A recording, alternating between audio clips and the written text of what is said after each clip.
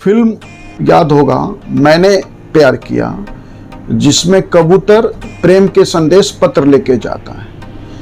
तो भारत के अंदर संस्कृति का भी हिस्सा कबूतर है, और धर्म के तरीके से देखें तो जैन धर्म से लेकर हिंदू धर्म तक में कबूतरों को दाना डालना एक पवित्र काज, एक पायस ड्यूटी माना गया है।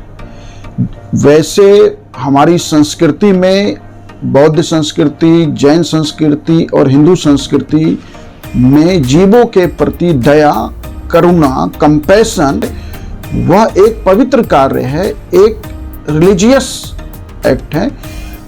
और जैन से लेके सभी जो भारतीय संस्कृति के धर्म हैं उसमें पक्षियों को दाना डालना को लेके एक पूरा, आप कहिए कि व्यवस्था सा देखने को मिलता है, जिसमें कबूतर को मुख्य रूप से दाना डाला जा रहा है।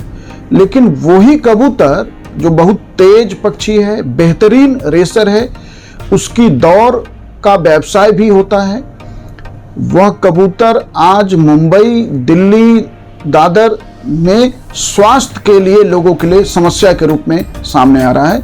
लोगों ने जो हमने जिस तरह से कबूतरों को खाना खिलाया, परिणाम यह हुआ कि कबूतरों की संख्या, आबादी कितनी बढ़ी उसका कोई निश्चित आंकड़ा नहीं है, लेकिन तेज वृद्धि निश्चित रूप से हुई।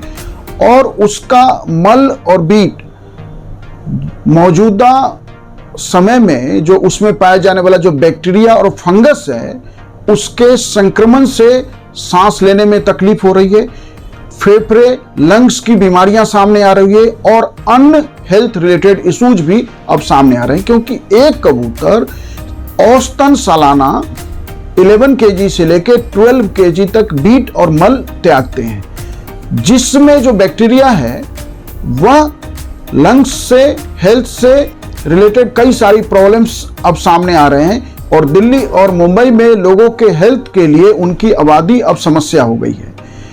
अब जाके मुंबई में, दादर में शहरी निकाय, अर्बन बॉडीज उनके खाना खिलाने के स्थानों को नियंत्रित कर रही है, कम कर रही है।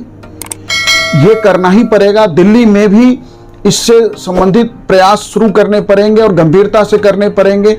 अभी देखिए कि सुप्रीम कोर्ट ने स्ट्रीट डॉग को लेके आदेश दिया है कि उन्हें एक शेल्टर होम में डाला जाए, क्योंकि आज उनके कारण कई सारी समस्याएं जो सामने आ रही थी, उसको देखते हुए सुप्रीम कोर्ट को आगे आना पड़ा।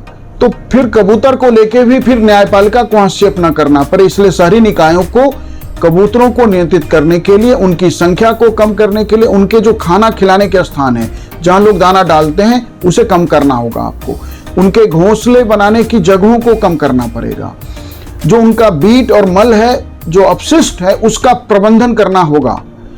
हम कबूतरों को, उनकी संख्या को कम करने के लिए गर्भ निरोधकों का भी प्रयोग कर सकते हैं, और लोगों को भी जागरूक करना होगा। लोगों को समझना होगा कि आप पुण्य के लिए, स्वर्ग जाने के लिए पक्षियों की सेवा कर रहे हैं, कबूतरों को दाना डाल रहे हैं, लेकिन आज वो मानवता के लिए ही समस्या बन रहा है। उससे जो बैक्टीरिया और फंगस है वो हेल्थ के लिए हाजार्डस हो रहा है।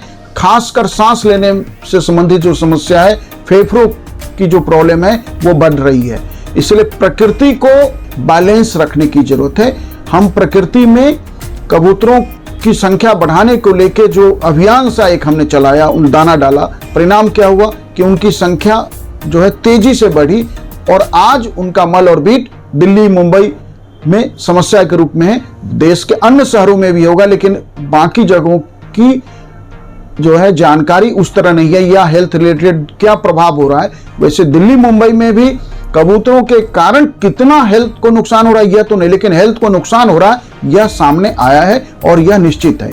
वैसे किसी भी निर्जीव को कोमल मानकर उसका संरक्षण हमने शुरू किया, वह संरक्षण ठीक था, लेकिन कोई भी प्रयास प्रकृति के विरुद्ध जाके जब हम कुछ करते हैं, हमने बेतहाशा तरीके से उसकी संख्या बढ़ने दी।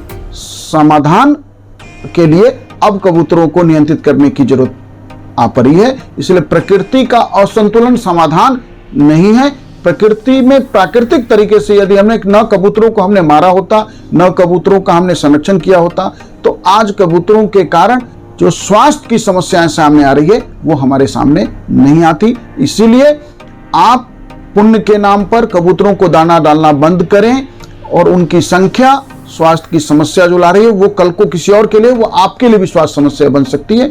इसलिए समय आ गया है कि हम कबूतरों की संख्या को नियंत्रित करें। मारने की जरूरत नहीं है, नियंत्रित करने की जरूरत है। Thank you.